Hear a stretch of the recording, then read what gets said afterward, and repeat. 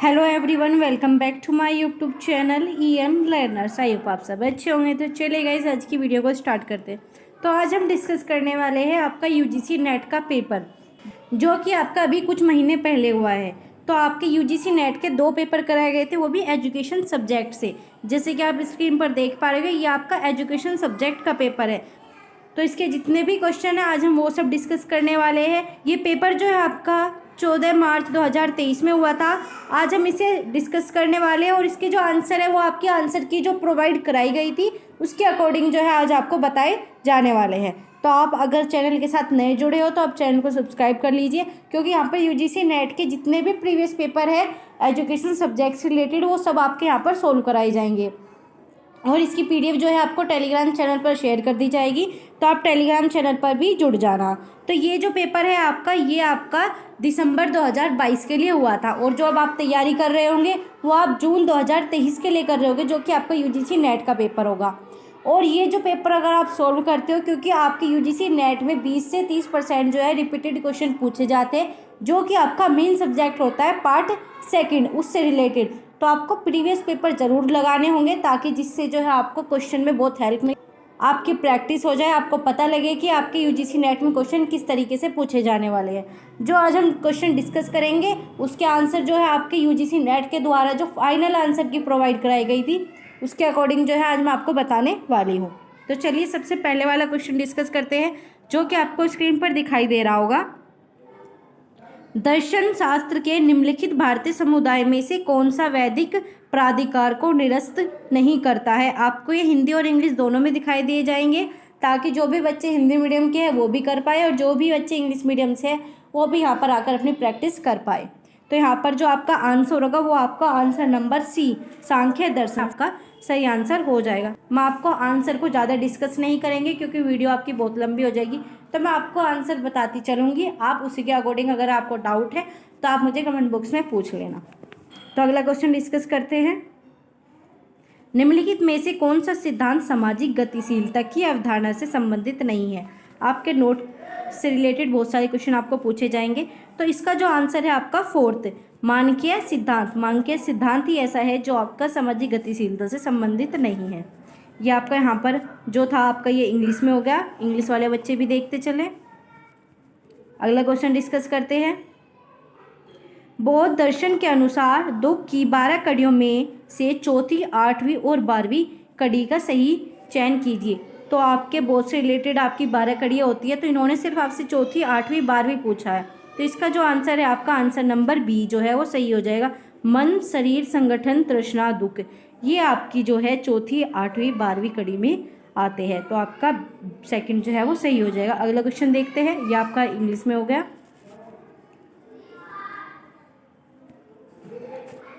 Question number 3, Spinoza की आदर्शवादी परंपरा के साथ पहचान की जाती है, क्योंकि आपको इसमें से बताना है कि आदर्शवादी परंपरा की पहचान किस चीज़ से रिलेटेड है। तो आपका आंसर नंबर B जो है वो सही हो जाएगा। उन्हें इस पर बल दिया कि अस्तित्व अपरिवर्तनशील और टिकाऊ है, जिसके अंतर्गत सभी चीज़ें समाविष्ट और चिंतन जिसका मुख्य गुण है। तो आपका सेकंड जो है वो सही हो जाएगा, यही आपका कहा गया था। अगला देखते हैं। राजनीति को समझने के लिए तार्किक विकल्प मूलतः उन व्यक्तिगत कार्यों के प्रतिफल के रूप में सामाजिक परिघटना को व्याख्यात करता है जो कार्य किन्हीं तरीकों से तर्कसंगत समझी जाती है। इस संदर्भ में निम्नलिखित में से कौन सा तार्किक चयन संख्याओं के मूल्य तत्व नहीं है। तो इन्होंने पूछा है कौन सा तत्व नहीं है, तो आपको नोट पर जो है बहुत ज़्यादा फोकस करना है। तो इसका जो आंसर है वो आपका आंसर नंबर 2 जो है सही हो जाएगा, समाज के विश्वास। तो आपका आंसर नंबर B जो है वो सही है। अगला देखते हैं। और आपको इन जो आंसर आपको यहाँ पर दिए गए हैं, आपको इन आंसर पर ध्यान नहीं देना। जो मैं आपको आंसर बता रही हूँ वही आपके सही आंसर है। ये जो आंसर है ये जिस बच्चे ने अपना UGC नेट दिया था ये उसके लगाए हुए आंसर है। तो मैं जो आपको आंसर बताऊँगी आपको वो ही लेकर चलने हैं। तो अगला क्वेश्चन डिस्कस करते हैं। क्वेश्चन नंबर 6, झुग्गियों बस्तियों में विद्यालय खोलने से पहले सरकार को निम्न कार्य करना अपेक्षित है। तो जब भी सरकार झुग्गी बस्तियों में विद्यालय खोलेगी तो उन्हें किस चीज़ पर फोकस करना है। उन्हें लागत प्रभावी विश्लेषण, लागत लाभ विश्लेषण, ये सब चीज़ें जो है आपके यूनिट 2 से रिलेटेड है, आपको ये सब चीज़ें पढ़ लेनी होगी, इनसे रिलेटेड आपके क्वेश्चन पूछे ही जाते हैं। तो आपका ऑप्शन नंबर 6 का जो है आपका आंसर नंबर 1 जो है वो सही हो जाएगा, लाभ प्रभावी विश्लेषण, जिसे आप क्या कहते हो, कॉस्ट इफेक्टिवनेस एनालिसिस। तो आपका फर्स्ट जो है वो सही हो जाएगा। क्वेश्चन नंबर 7 डिस्कस करते हैं। शिक्षा प्राप्त करने में निम्नलिखित में से कौन सा प्रत्यक्ष आर्थिक लागत का स्रोत नहीं है? तो क्वेश्चन नंबर 7 का जो आंसर है आपका वो छोड़ दिए गए अवसर जो है आपके आर्थिक लागत का स्रोत नहीं है। तो आपका थर्ड जो है वो सही हो जाएगा। क्वेश्चन नंबर 8 डिस्कस करते हैं। राष्ट्रीय ज्ञान आयोग NKC, ये आपका NKC है जो कि आपका यूनिट सेकंड, ये भी आपका यूनिट सेकंड से ही है। तो आपको ये सब चीज़ें पढ़नी होगी। और ये आपका NKC जो है आपका फर्स्ट पेपर में भी इतना ही इम्पोर्टेंट है, जो कि आपका हायर एजुकेशन से रिलेटेड होगा। तो आपको ये सब चीज़ें पढ़नी होगी। तो इसमें जो है क्वेश्चन नंबर 8 का जो आंसर है आपका वो है फोर्थ। तो आपका फोर्थ जो है सही हो जाएगा। एक सशक्त ज्ञान आधारित समाज के विकास को सुगम बनाना। तो आपका डी जो है सही हो जाएगा। क्वेश्चन नंबर 9 डिस्कस करते हैं। अनुभवात्मक का अर्थ है। तो आपका अनुभवात्मक का अर्थ का मीनिंग पूछा है, आपका क्या है? आपका आंकड़ों पर आधारित जो है इसका करेक्ट आंसर हो जाएगा। जब आप इम्पेरिकल का बात करते हो तो आप बेस ऑन डाटा की बात करते हो। तो जैसा डाटा होगा आपको वैसा ही अनुभव उसमें मिलेगा। अगला देखते हैं 10 क्वेश्चन आपका। बाल्यावस्था में अनुभव संवेगात्मक सामाजिक संज्ञान विकास के लिए विशेष रूप से महत्वपूर्ण है। इनमें से पूछा है किसके विचार है? तो आपको बताना है क्वेश्चन नंबर 10 का आंसर। तो आपका 10 का आंसर है सिगमंड फ्रॉइड। सिगमंड फ्रॉइड ही आपके संवेदात्मक सामाजिक संज्ञान इन तीनों के रूप में विशेष रूप से महत्वपूर्ण माने जाते हैं, वो भी आपके प्रारंभिक बाल्यावस्था में। अगला देखते हैं क्वेश्चन नंबर 11। क्वेश्चन नंबर 11 जो है आपका वो है आपका मनोसामाजिक विकास सिद्धांत किसने प्रतिपादित किया? तो यहाँ पर आपसे पूछा गया है। तो इसका जो आंसर है आपका सेकंड जो है सही हो जाएगा। ये आपने टेट वगैरह में भी पढ़ा होगा, ये क्वेश्चन आपका पूछा ही जाता है, अरिक्सन्स। तो आपका बी जो है वो सही हो जाएगा। तो अगला देखते हैं क्वेश्चन नंबर 12। तो आपका क्वेश्चन नंबर 12 है उत्कृष्ट लक्ष्य अभिविन्यास मास्टरी गोल ओरिएंटेशन के लिए निम्नलिखित में से किसे अवॉइडेंस फोकस के तहत प्रयुक्त मानक माना जाता है? तो आपसे पूछा है कौन सा स्टैंडर्ड यूज़ के बेस पर होता है। तो आपका क्वेश्चन नंबर 12 का जो है आंसर वो आपका फर्स्ट हो जाएगा, पूर्णतावादी, गलती नहीं करते, इन्होंने ये बात आपकी कही थी। तो आपका ए जो है वो सही हो जाएगा। तो अगला देखते हैं क्वेश्चन नंबर आपका 13 आ गया। अगर आपको वीडियो अच्छी लग रही होगी तो आप वीडियो को लाइक कर लेना और अपने दोस्तों के साथ शेयर कर लेना, क्योंकि आपको ये प्रीवियस पेपर इतनी ईजिली मिलते भी नहीं हैं और आपको जो आंसर की है वो भी साथ में बताई जा रही है और ये आपके आंसर की 100% करेक्ट है। इसमें आपको एक भी % का डाउट नहीं होना चाहिए, क्योंकि UGC नेट की रिवाइज्ड जो आपकी फाइनल आंसर की आती है उसके बेस पर जो है आपको आंसर बताए जा रहे हैं। तो आप चैनल को ज़्यादा से ज़्यादा शेयर कीजिए और जो भी नए जुड़े हैं चैनल के साथ वो चैनल को सब्सक्राइब कर लीजिए। हम ऐसे ही सारे प्रीवियस पेपर डिस्कस करने वाले हैं। तो अगला जो है आपका क्वेश्चन नंबर 13, डाइट की स्थापना निम्नलिखित में से किसकी अनुशंसा के परिणाम स्वरूप हुई? ये आपका क्वेश्चन नंबर फर्स्ट के पेपर में भी आपका बहुत पूछा जाता है और ये पूछा भी गया है। और डाइट आपका 2 यूनिट में है, आपकी सेकंड पेपर की भी और फर्स्ट पेपर की भी।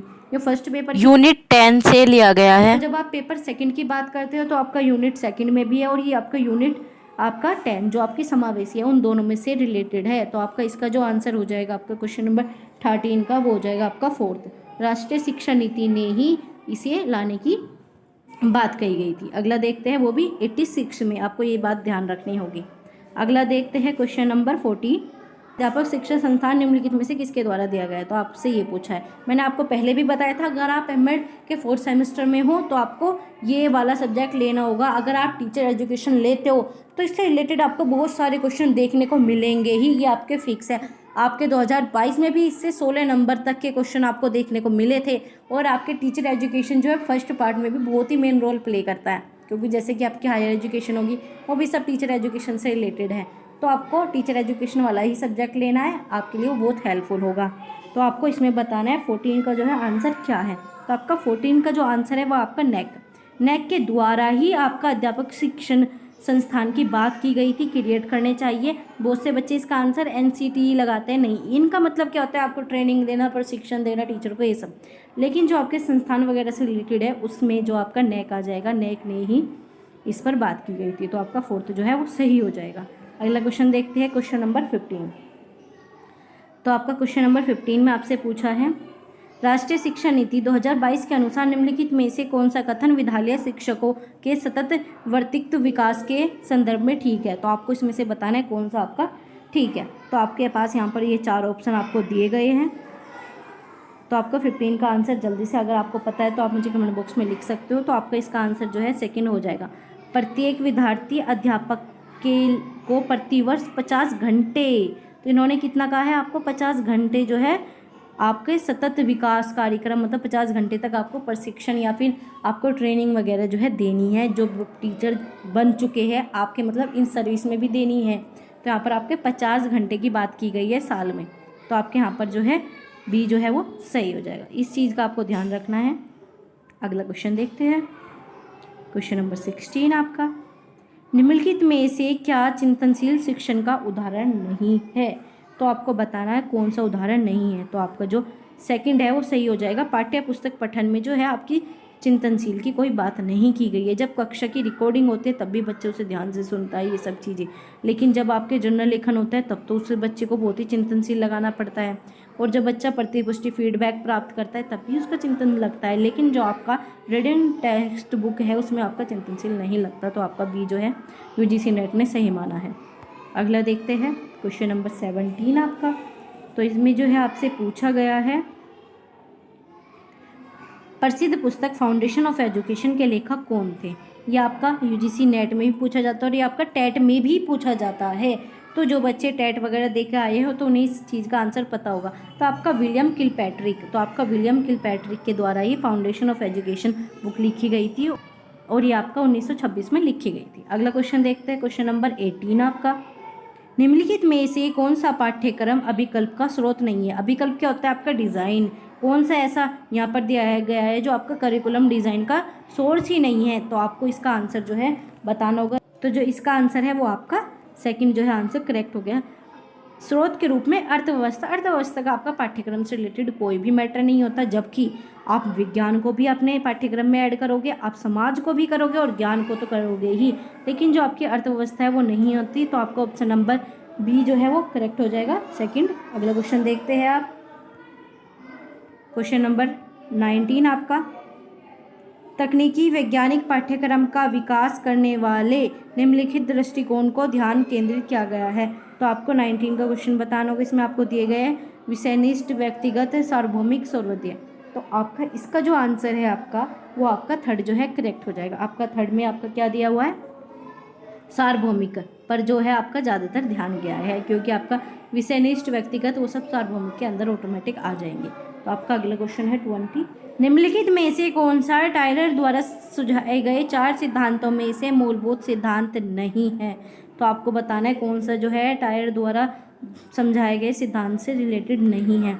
तो आपका 20 का जो है आपका आंसर जो है आपका फर्स्ट करेक्ट हो जाएगा। तो आपका फर्स्ट में क्या है, शिक्षक के उद्देश्य को निर्धारण करना जो है आपके इसके मूलभूत सिद्धांतों में नहीं है, क्योंकि शिक्षा से रिलेटेड है ही नहीं। तो आपका अगला देखते हैं,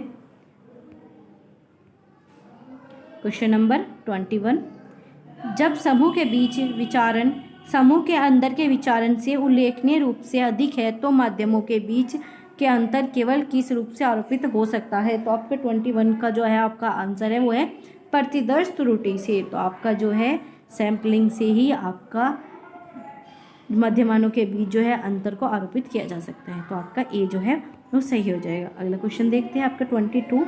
आपका 22 में क्या पूछा गया है, निम्नलिखित में से कौन सा प्रायोगिक शोध अभिकल्प का नियम है। आपका प्रैक्टिकल, एक्सपेरिमेंटल बोल दो या प्रैक्टिकल बोल दो, रिसर्च डिज़ाइन।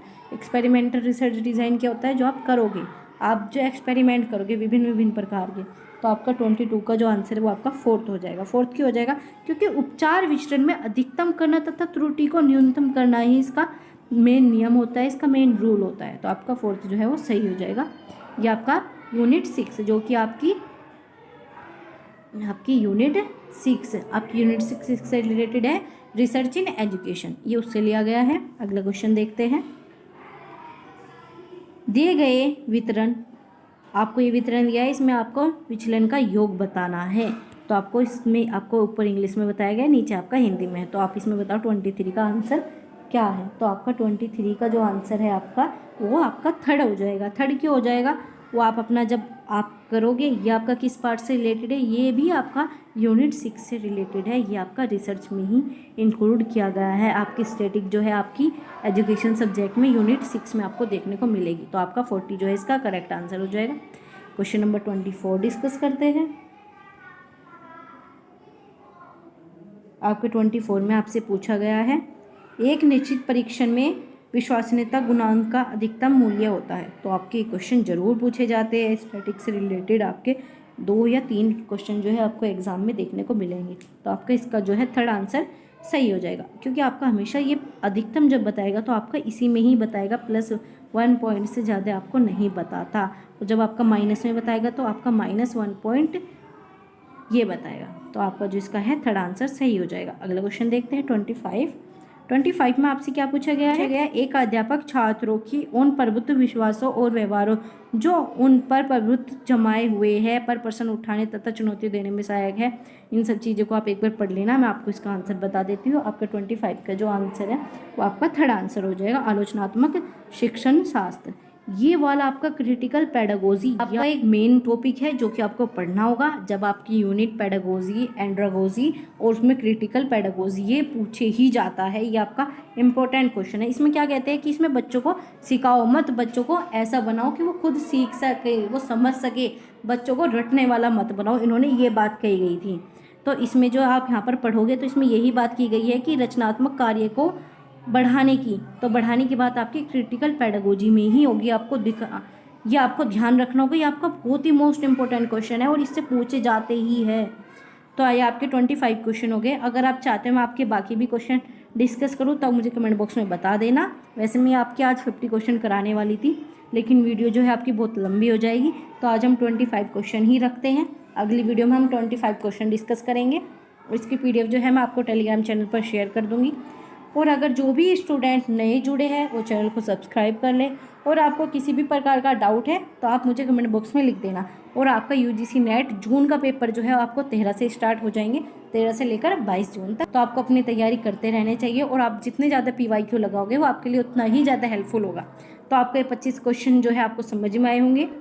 तो आपको वीडियो अच्छी लगी हो तो आप वीडियो को लाइक कर लेना, अपने दोस्तों के साथ शेयर कर देना और ऐसे ही इंपॉर्टेंट वीडियोस के लिए आप चैनल के साथ जुड़े रहना। हम अगली वीडियो में जो है इसका अगला पार्ट लेके आएंगे। आपको मैं ये 4 पार्ट में जो है पूरा प्रीवियस पेपर करा दूंगी।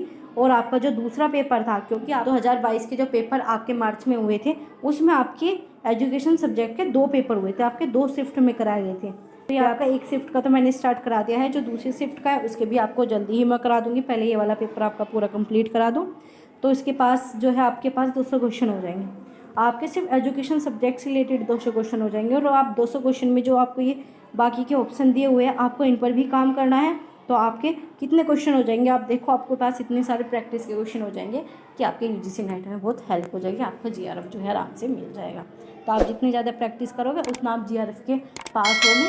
तो ऐसे ही आप चैनल के साथ जुड़े रहे। Thanks for watching, keep learning, keep supporting EN learners.